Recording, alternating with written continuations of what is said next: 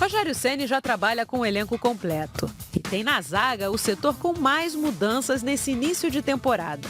Se por um lado veio Bruno Viana, único reforço do time até agora, por outro, o jovem Natan, titular e capitão nas 3 primeiras rodadas do Carioca, foi emprestado ao Bragantino. Quem também tem a saída encaminhada é Tuller. Vai para o Montpellier da França por empréstimo na janela de transferências do meio do ano. Por causa da pandemia, o Flamengo, assim como outras equipes, perdeu receitas e precisa reforçar o caixa. A negociação do Natan, por exemplo, vai render 5 milhões de reais de imediato. E se os 2 jovens zagueiros forem vendidos ao término dos empréstimos, o clube vai embolsar, no total, cerca de 45 milhões de reais. Entre chegadas e saídas, William Arão, Gustavo Henrique e Léo Pereira são opções para uma defesa com mais experiência, enquanto Rodrigo Caio se recupera de lesão na coxa direita. Mas Noga, de 19 anos, também deve ganhar espaço no elenco.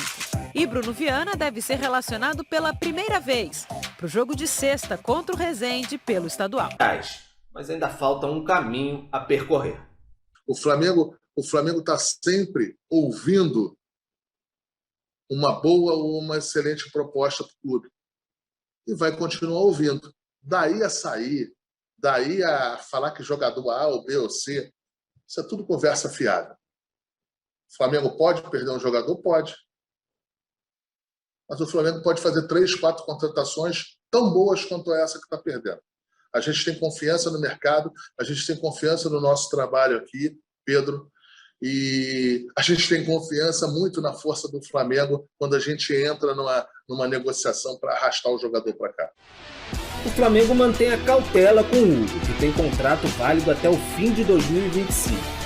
Além do Ajax, outro clube do exterior buscou informações sobre as condições de negócio. Hugo surgiu como goleiro promissor logo na estreia nos profissionais em 2020.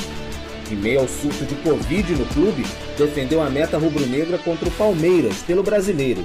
A ótima atuação no empate em 1-1 saltou aos olhos e o jogador acabou alçado a titular, diante da incerteza pela renovação do Diego Alves.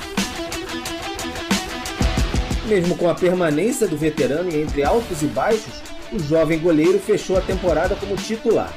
É aposta para o futuro, mas no meio da crise da pandemia, sem bilheteria e queda de receitas de patrocínios, o goleiro pode mesmo acabar como mais uma solução dos cofres para o presente.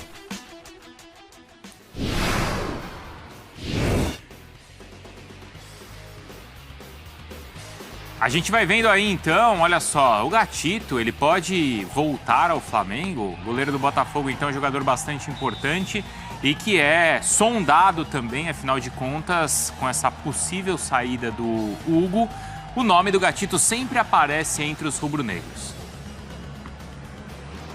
A gente vai falar ainda sobre... Logo mais, Bruno Vicari, vai entrar uma tela agora e a gente já debate também essa questão. Ó, agora sim, Juventude versus Experiência, Hugo Souza e Diego Alves em 2020. Não inclui estadual, tá bom? 27 jogos para um, 19 para o outro. Tem a questão também, né, da lesão do Diego Alves, o aproveitamento de cada um muito parecido. E aí o que está em vermelhinho é o que o Diego Alves ganha de um lado e o outro o Hugo Souza.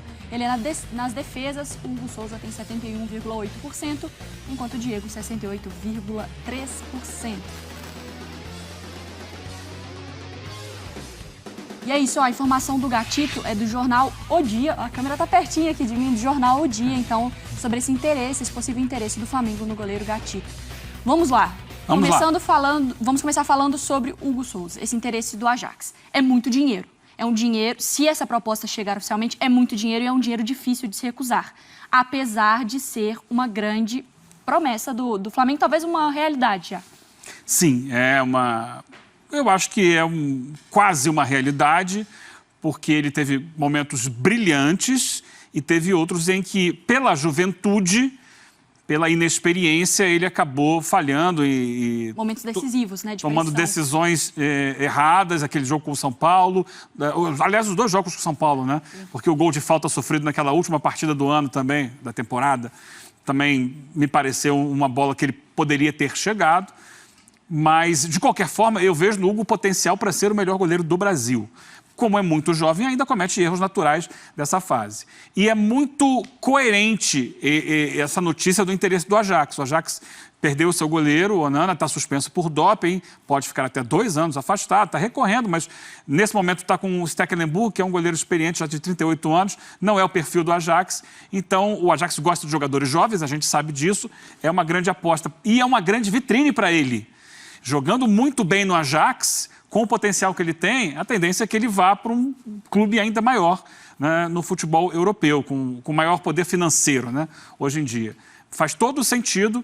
E para o Flamengo seria ruim, mas a gente entende também, né, que jogadores com esse potencial são, de certa forma, hoje, o principal valor que o Flamengo tem, né, o tal do ativo econômico que o Flamengo pode ter lá na frente para equilibrar suas contas. Mas aí, Mar, eu te pergunto, o Flamengo, ele vende as joias para poder pagar esse elenco de estrelas também? Como que é feito essa transição? Porque são jogadores muito caros, tem um desenvolvimento de um jogador, vende ele, mas aí para pagar outros jogadores que são tão caros também. Eu não esperava falar isso, mas me parece que está sendo esse o cenário. Agora, tem um outro lado, vamos inverter um pouquinho o pensamento. Não dá para vender o Everton Ribeiro, porque não tem tanto mercado assim. É um jogador de seleção brasileira, sim, mas é um jogador de mais de 30 anos. Não dá para vender o Felipe Luiz, não dá para vender, dá para vender o Arrascaeta. Só que não me parece ser o interesse. O que eu estou querendo dizer? O mercado ele vai olhar para jogadores da faixa de idade do Hugo, do Natan. É normal que o mercado olhe para esses jogadores, porque são jogadores que vão oferecer para um Ajax, para um Red Bull, até o fora do Brasil, vão oferecer uma possibilidade de venda daquelas daqui a algum tempo. Então, eu acho que é um movimento normal do mercado. Porque senão a gente poderia falar assim, o Ajax está de olho no Everton Ribeiro, e aí, vai vender? Um jogador importante ali, né? Um jogador de condição da bola, um jogador decisivo, mas tem que vender, porque não vai vender mais, não vai aparecer essa outra oportunidade. Para o Hugo, existe o pensamento, concordo com o Eugênio, existe o pensamento de vale a pena segurar, porque o Diego, ele é um jogador já da outra idade e é um jogador que sofre com lesão. Se o Hugo confirmar o que a gente acha que ele vai ser, eu também acho que ele vai ser dos principais goleiros do futebol, talvez o principal goleiro do futebol brasileiro, se ele ficar aqui mais um tempo, se ele ganhar uma Libertadores, se ele arrebentar, se ele for para uma seleção, quanto ele vale hoje? Vai valer 2, 3 vezes mais. E aí, é uma questão assim, porque beleza, não tem como vender o... Quer dizer, tem, né? Mas por questões de idade é mais difícil vender o Everton Ribeiro, o Felipe Luiz. Mas aí também, pensando em renovação do elenco, não faz muito sentido. Porque aí você vende os novos, você fica com jogadores mais velhos, depois você não consegue vender esses atletas. E como que faz essa renovação? Você vende o Hugo Souza para depois comprar outro jovem? Essa é uma grande questão do futebol brasileiro, né? A categoria de base cada vez serve mais como dinheiro, né? Formar jogadores, não para usar o jogador, você usa um pouquinho, bota na vitrine e vende e sustenta o time principal. Um time como o Flamengo a gente entende. Você tem os jogadores que não tem mais esse mercado todo na Europa, mas que dão o retorno para o Flamengo hoje nas competições que o Flamengo disputa.